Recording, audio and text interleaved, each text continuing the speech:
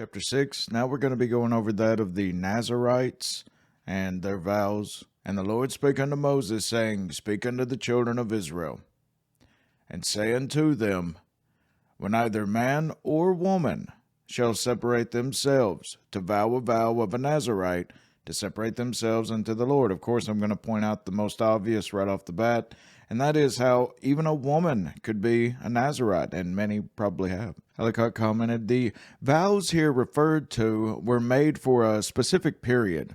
At a later time, however, some were consecrated or set apart as Nazarites during the entire period of their lives, as in the case of Samson, Samuel, and most likely John the Baptist. It's also written in the book of Amos, one of the minor prophets, about how God would make other young men Nazarites among the people.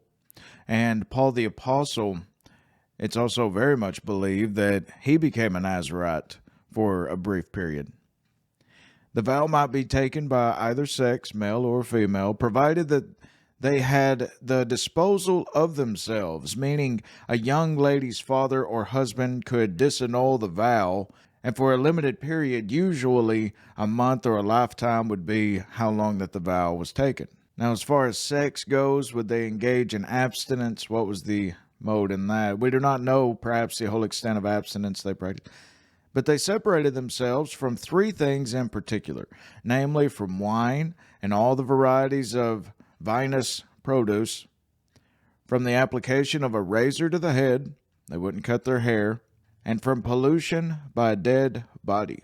Let's quickly examine these three one by one. They would not partake in wine, any kind of alcohol. The reasons of the self-restrictions are obvious. The use of wine tended to inflame the passions, intoxicate the brain, and create a taste for luxurious indulgence. The cutting off the hair being a recognized sign of uncleanness, its unpolled luxuriance was a symbol of the purity he professed. Besides, its extraordinary length kept him in constant remembrance of his vow, as well as stimulated others to imitate his pious example. Moreover, contact with a dead body disqualifying from the divine service, the Nazarite carefully avoided such a cause of unfitness and, like the high priest, did not assist at the funeral rites of his nearest relatives, preferring his duty to God to the indulgence of his strongest natural affections. Verse 3. He shall separate himself from wine and strong drink, and shall drink no vinegar of wine or vinegar of strong drink, neither shall he drink any liquor of grapes, nor eat moist grapes or dried. All the days of his separation shall he eat nothing that is made of the vine tree, from the kernels even to the husk. All the days of the vow of his separation there shall no razor come upon his head, until the days be fulfilled. In the which he separateth himself unto the Lord, he shall be holy, and shall let the locks of the hair of his head grow. All the days that he separateth himself unto the Lord, he shall come to no dead body. He shall not make himself unclean for his father, or for his mother, for his brother, or for his sister when they die, because the consecration of his God is upon his head. All the days of his separation he is holy unto the Lord, meaning set apart. You're not like others. You are living for God. And if any man die very suddenly by him, meaning in his presence, and he hath defiled the head of his consecration, then he shall shave his head in the day of his cleansing. On the seventh day shall he shave it. So one can see in this case how the Lord is making a little bit of leeway for just the circumstances of life. Just life happens and someone can die near you.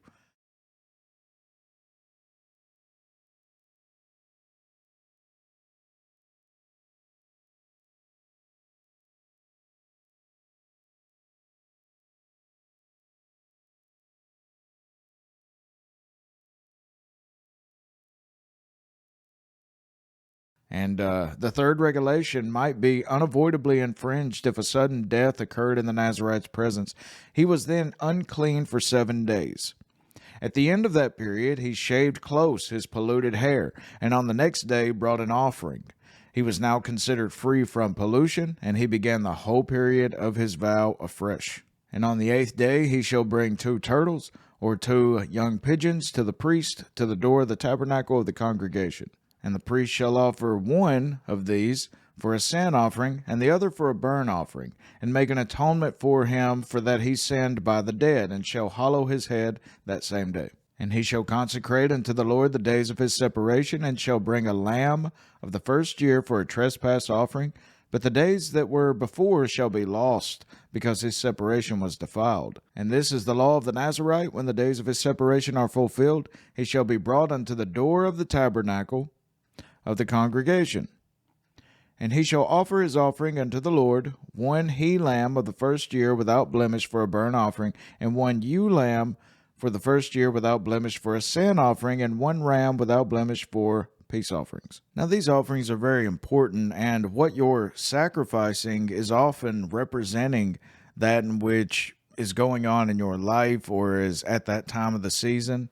He shall offer his offering, we're told. This offering included all the four ordinary sacrifices: the sin offering, the burnt offering, the peace offering, and the meat offering. He also brings a sin offering, whereby he confessed his miscarriages, notwithstanding the strictness of his vow and all the diligence which he could use, and consequently acknowledged his need of the grace of God, and which would point more to that of Christ Jesus, the true Nazarite, how we really need him. We're also told how he would give a peace offering for thankfulness to God, who had given him grace to make and in some measure to keep such a vow. So he offered all the three sorts of offerings, that he might so far fulfill all righteousness, and profess his obligation to observe the will of God in all things. And we're told about, set apart from the peace offering and the sin offering, that of the burnt offering, which typified, it was a type of the entire consecration of the body, soul, and spirit of the offer to the Lord. And verse 15 picks up on the offering of thanksgiving, and a basket of unleavened bread, cakes of fine flour mingled with oil. And any time that oil is applied to the sacrifice, it means that it's a blessed sacrifice. Unlike that of the adulterous wife or the suspected adulterous wife, whenever it comes to the law of jealousy, her sacrifice could not have oil mixed within it. Cakes of fine flour mingled with oil, and wafers of unleavened bread anointed with oil, and their meat offering and their drink offerings. And the priest shall bring them before the Lord, and shall offer his sin offering and his burnt offering. And he shall offer the ram for a sacrifice of peace offerings unto the Lord, with a basket of unleavened bread. The priest shall offer also his meat offering and his drink offering. And the Nazarite shall shave the head of his separation at the door of the tabernacle of the congregation, and shall take the hair of the head of his separation, and put it in the fire which is under the sacrifice of the peace offering. Now take note of where he is supposed to cut his hair at the end of his vow. At the door of the tabernacle publicly, so this is outwardly, that it might be known that his vow was ended, and therefore he was at liberty as to those things from which he had restrained himself for a season. Otherwise, some might have been scandalized at his use of his liberty. Verse 19, and the priest shall take the sodden shoulder of the ram, and one unleavened cake out of the basket, and one unleavened wafer, and shall put them upon the hands of the Nazarite, after the hair of his separation is shaven. And the priest shall wave them for a wave offering before the Lord. This is holy for the priest, with the waved breast and heaved shoulder. And after that, the Nazarite may drink wine. And it's firmly believed that the immediate mention, the reason for the immediate mention of now you're released from this and able to drink wine, is because afterwards they would partake and have a feast, and wine would be served. So they could partake in the feast, the ceremony. This is the law of the Nazarite, who hath vowed, and of his offering unto the Lord for his separation, beside that his hand shall get.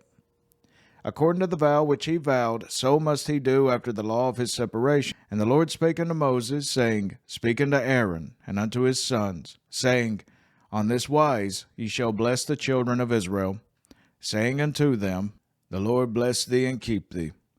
The Lord make his face shine upon thee, and be gracious unto thee. The Lord lift up his countenance upon thee, and give thee peace. And they shall put my name upon the children of Israel, and I will bless them. This is one of the most marvelous blessings that one could ever bestow, and I have actually prayed this prayer over newly baptized children and such. And if you'll notice, in each of these three clauses within this blessing, the sacred name of the Lord is repeated.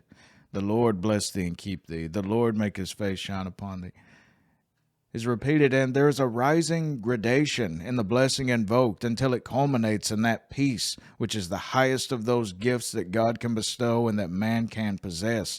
There has been commonly recognized in this blessing an allusion to the doctrine of the Trinity. Because, my friends, who else can give us peace except the Prince of Peace? The Lord lift up his countenance upon thee and give thee peace.